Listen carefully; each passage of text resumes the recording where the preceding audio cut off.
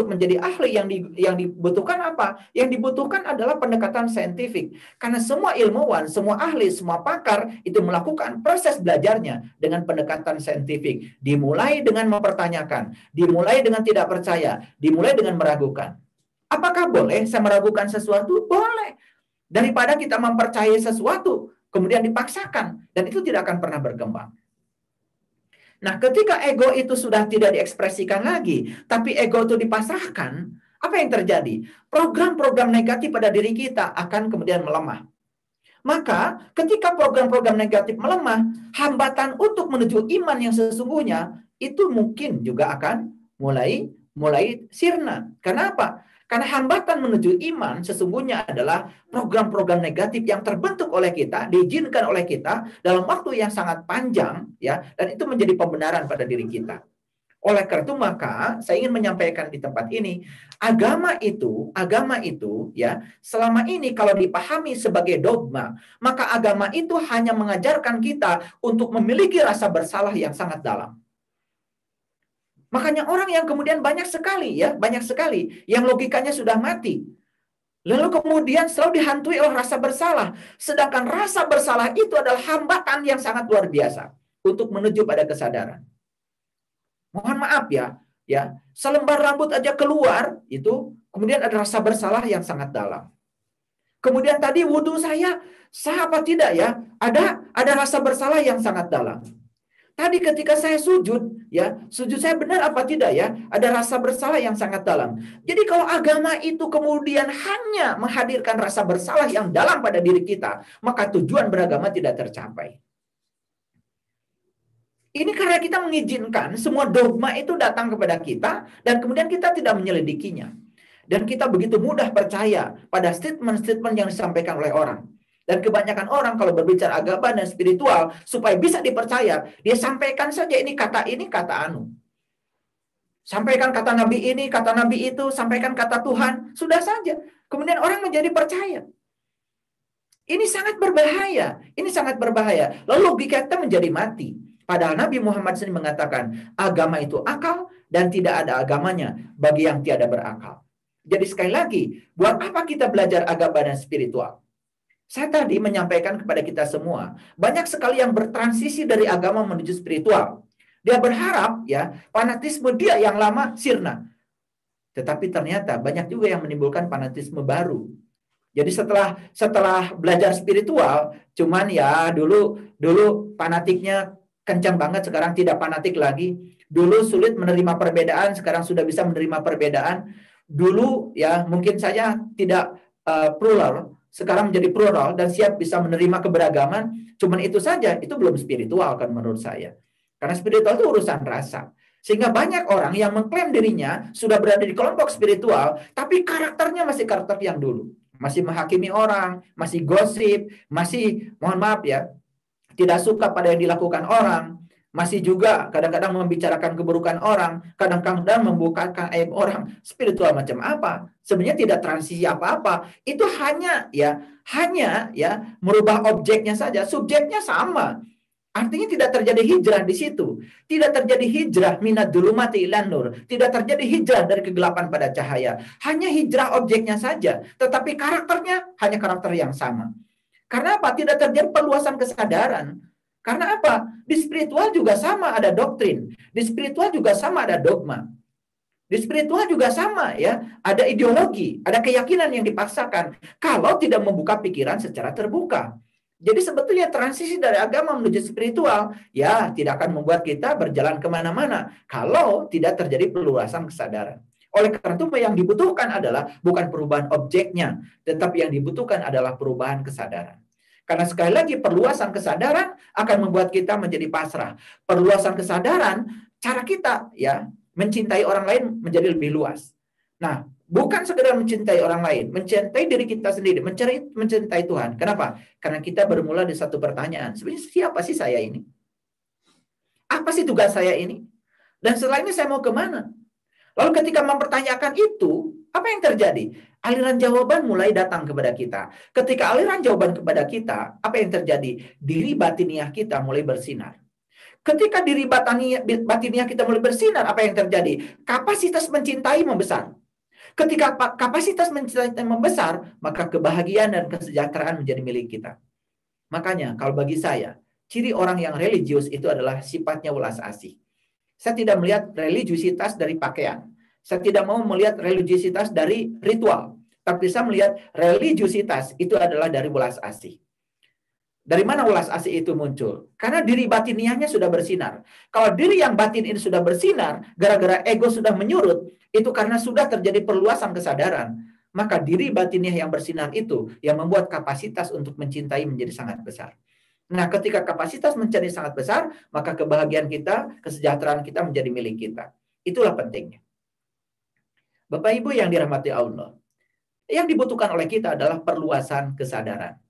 Jadi perluasan kesadaran. Kesadaran yang luas saya umpamakan seperti kawat yang besar. Dia bisa menampung arus yang banyak. Tetapi kalau kesadaran kita kecil, kesadaran kita sempit, itu seperti kawat yang kecil. Dia menjadi hambatan untuk dialiri arus. Itu seperti orang menjalankan agama. Ya, dia menjalankan agama terus aja menjalankan ritual. Sementara dia pun tidak mengerti yang dia jalankan. Mohon maaf ya, dia sudah sholat 5 waktu, tetapi kesadaran tidak menjadi meningkat. Kenapa? Kan dia hanya menjalankan dogma saja, tidak pernah mempertanyakan. Apa sih sholat itu? Ketika kita mempertanyakan apa sih sholat itu, dijawab oleh Al-Quran. Quran mengatakan, aqimis sholat, inna sholat tanha anil fahsya wal munkar. Dirikanlah sholat, sesungguhnya sholat itu sarana untuk mencegah perbuatan keji dan munkar. Ketika kita mendapatkan jawaban dari Quran, jawaban yang saintifik, kemudian kita berpikir, oh sholat bukan tujuan. Sholat itu ternyata sarana mencapai tujuan. Tujuan dari sholat itu tercegahnya kita dari perbuatan keji dan munkar. Oh, selama ini saya salah menjadikan sholat sebagai tujuan. Lalu saya setiap hari menghitung rakaat salat saya. Padahal saya tidak pernah menghitung berapa banyak kesadaran yang berubah pada diri saya setelah saya menjalankan rakaat demi rakaat. Kan lumayan tuh ada reformasi pada diri kita. Ada reformasi dalam diri kita, ada proses belajar pada diri kita. Lalu kenapa ketika sholat harus membaca doa iftitah? Inni wajahtu wajhialilladzi fataras samawati wal ard. Dan siapa orang pertama yang membaca doa iftitah itu? Ketika kita mempertanyakan, kita akan menemukan jawaban. Oh, doa iftitah itu yang pertama kali baca adalah Nabi Ibrahim. Itu diabadikan dalam Quran surat Al-An'am. Kapan Nabi Ibrahim mulai mengucapkan kalimat itu? Tepat setelah beliau melakukan pencarian pada jati dirinya. Pada saat itu beliau menemukan bintang. Saat itu beliau menemukan bulan. Pada saat itu beliau menemukan matahari. Setelah menemukan bintang, bulan, dan matahari, kemudian muncullah kata-kata, ini wajah tuh. Oh, berarti saya tidak boleh dong mengatakan ini wajah tuh sebelum saya melakukan pencarian yang sama seperti Nabi Ibrahim. Jadi mulai terbuka tuh. Doktrin mulai kita urai. Sehingga logika kita mulai jalan. Makanya di Quran ada kata-kata, maqamu Ibrahim musola. Salatlah kamu di level Ibrahim. Kenapa ada perintah kita harus sholat di level Ibrahim? Artinya kita kalau sholat harus mengikuti sholatnya Nabi Ibrahim. Dan saya kira Nabi Muhammad pun mengikuti sholatnya pada leluhurnya yang sebelumnya. Nabi Ibrahim juga leluhurnya Nabi Muhammad. Maka Nabi Ibrahim disebut Abul Anbiya, bapaknya para nabi. Kan Nabi Muhammad itu keturunan dari Nabi Ismail. Nabi Ismail keturunan dari Nabi Ibrahim. Kalau kita lihat silsilahnya ke bawah, ya sama sebetulnya ajarannya sama. Nah, apa yang hilang dari diri kita selama ini? Yang hilang dari diri kita adalah apa itu? Lama dalam masalah. Kita tidak pernah mempertanyakan. Makanya benar kata Einstein, aku tidak pintar, cuman aku lebih banyak mengizinkan aku berlama-lama dalam masalah. Itu saja yang mengatakan yang membuat beliau berbeda. Bahkan di statement lain, Einstein mengatakan, sebetulnya Anda dengan saya itu sama jeniusnya. Lalu apa bedanya Anda dengan saya? Bedanya kata Einstein, aku menikmati setiap keinginan tahuanku apa adanya. Aku menikmati setiap keinginan tahuku apa adanya. Jadi kita itu sering tidak bisa menikmati rasa ingin tahu kita. Jadi kalau rasa ingin tahu kita itu dinikmati dan kita mempertanyakan, mungkin kita seperti Einstein jeniusnya. Bahkan Einstein dulu tahun 1945, sebelum 1945, itu jauh sebelum kita merdeka, beliau sudah membuat statement tentang kesetaraan massa dan energi. E sama dengan MC kuadrat. Bahwa energi itu setara dengan massa. Kalau dikalikan dengan C kuadrat. Kecepatan cahaya dikuadratkan. Itu rumusan yang sangat luar biasa. Walaupun rumusan itu tidak membuat beliau mendapatkan hadiah Nobel.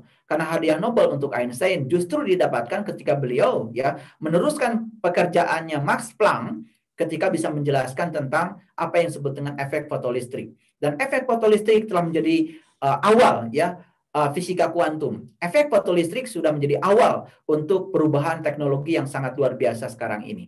Bahkan ya teknologi hologram ke depan pun sebenarnya bibit awalnya itu dari efek fotolistrik yang disampaikan oleh Einstein. Sehingga sangat rasional kalau beliau mendapatkan hadiah Nobel di bidang itu. Jadi para sahabatku yang dirahmati oleh Allah, ayo kita mulai pertanyakan. Kenapa mesti takbiratul ihram gerakannya seperti ini? Secara fisik apa sebetulnya manfaatnya? Secara spiritual kemudian apa? Lalu Nabi Muhammad mengatakan as-sholatu mi'rajul mu'minin. Salat itu mi'rajnya orang yang beriman. Lalu di mana sebetulnya simbol mi'raj itu dalam salat diletakkan? Di takbiratul ihram sebelah mana? Apakah takbiratul ihram sekedar mengangkat tangan kita? Atau ada cara meletakkan tangan kita yang tepat? Sehingga kita bisa menemukan pelajaran dari situ. Dan kenapa kemudian kita harus menutup hati? Hati itu berbeda dengan kolbu. Hati itu bahasa Arabnya adalah kibdah. Di sini adanya. Yang ditutup hati. Kenapa ketika habis takbiratul ihram kita menutup hati? Ya. Bukannya harus dibuka. Itulah yang kalau kita tidak bisa membedakan mana kolbu, mana hati, maka kita menjadi rancu karena kita tidak mempertanyakan. Kolbu dengan hati berbeda. Quran tidak cerita hati sama sekali. Quran itu cerita kolbu. Nah, ketika sholat, kolbunya dibuka, tapi hatinya ditutup. Karena hati pusat segala keinginan. Karena itu harus ditutup. Makanya orang Sunda bilang hati itu angen. Karena hati itu pusat angen-angen. Pusat keinginan. Kalau keinginan ada, sangat berbahaya. Karena keinginan itu akan mendorong kita untuk mengoperasikan pikiran. Kalau pikirannya mulai beroperasi, otomatis kita dalam keadaan sholat tidak berkesadaran. Lalu pikiran loncat kemana-mana, sholatnya jadi nggak khusyuk. Ketika sholat nggak khusyuk, Allah mengatakan dalam Al-Quran, Innal munafikina yukhadi'unallah, wa huwa khadi'uhum, wa idha qamu ila sholah qamu kusala, yura'unanas, wa la yadhkurunallaha illa qalila. Quran Surat An-Nisa ayat 142. Sesungguhnya orang munafik itu adalah orang yang suka menipu Allah. Dan ketika dia sholat, yang pertama sholatnya malas. Yang kedua sholatnya ria. Yang ketiga sholatnya tidak mengingat Allah sama sekali. Kenapa tidak bisa mengingat Allah? Karena saat itu pikirannya sibuk. Yang menerima aliran dari angan. Dari angan-angan dari daerah sini. Karena hatinya tidak ditutup. Kan semua sebetulnya ada saintifiknya. Semua ada alasan ilmiahnya. Kenapa kita mesti sujud? Apa sih sujud? Dan bagaimana sujud yang baik? Di mana kita meletakkan tangan supaya sujud itu baik? Nabi Muhammad mengatakan bahwa sebetulnya siapapun yang sujudnya baik, maka aliran darah ke otaknya akan sangat baik. Nah, kapan aliran darah itu baik? Kan itu kan dipicu oleh jantung. Bagaimana kita meletakkan tangan kita supaya jantung bisa memompa darah, sehingga darah yang ditarik oleh gravitasi itu bisa didorong oleh daya tekan dari jantung menuju pembuluh darah yang sudah menyempit di otak kita, sehingga otak kita bisa kebagian darah dengan sirkulasi yang merata. Sedangkan darah itu kan sebetulnya membawa oksigen. Darah itu membawa oksigen dan oksigen adalah makanan buat otak. Karena sel-sel neuron makanannya adalah oksigen. Jadi semua tuh akhirnya ya antara sains dengan neuroscience itu kemudian ketemu. Antara biologi dan psikologi semua ketemu karena semua dimulai dengan proses mempertanyakan. Inilah pentingnya ya. Saya terus terang saja secara pribadi ingin berbagi pengalaman bahwa saya memulai untuk ya menuju pada perluasan kesadaran dengan menggunakan pendekatan saintifik, menggunakan pendekatan ilmiah. Jadi saya mulai terhadap segala sesuatu dari mulai untuk tidak percaya. Nah, cara berpikir itu menjadi karakter diri kita. Saya tidak pernah mempercayai ya fisika sebelum saya melakukan penyelidikan. Misalkan saya ingin mempercayai yang namanya suhu. Apa sih suhu itu? Suhu itu bukan derajat panas dinginnya suatu benda. Tapi suhu itu besaran fisika yang dimiliki bersama oleh dua buah sistem atau lebih dalam keadaan setimbang termal. Saya ambil termometer. Saya gapet di tubuh saya. Dan kemudian saya tunggu. Karena saat itu tubuh saya sedang mengalami interaksi termal dengan termometer. Ketika suatu saat interaksi termal selesai, terjadi yang namanya keseimbangan termal. Di situ muncul yang namanya suhu. Ada besaran fisika yang dimiliki oleh tubuh saya dengan termometer. Maka termometer menyatakan suhu saya berapa. Itu kan sebetulnya dimulai dengan proses bertanya, apa itu suhu? Bagaimana cara mengukur suhu? Jadi sebetulnya sekali lagi antara ilmu pengetahuan dan ilmu pengetahuan agama bagi saya dua-duanya adalah sains. Dua-duanya adalah mengajarkan kita untuk mengetahui. Walaupun ya kebenarannya yang satu bersifat objektif, yang satu bersifat subjektif, tapi bagaimana kita bisa menemukan dua kebenaran itu? Karena kebenaran subjektif dan kebenaran objektif, dua-duanya seperti sayap yang akan membuat kita menjadi terbang tinggi. Nah, kalau memulai segala sesuatu dengan cara mempertanyakan, banyak sekali sebenarnya kita akan menemukan jawaban. Termasuk, kenapa Allah menciptakan tubuh saya seperti ini?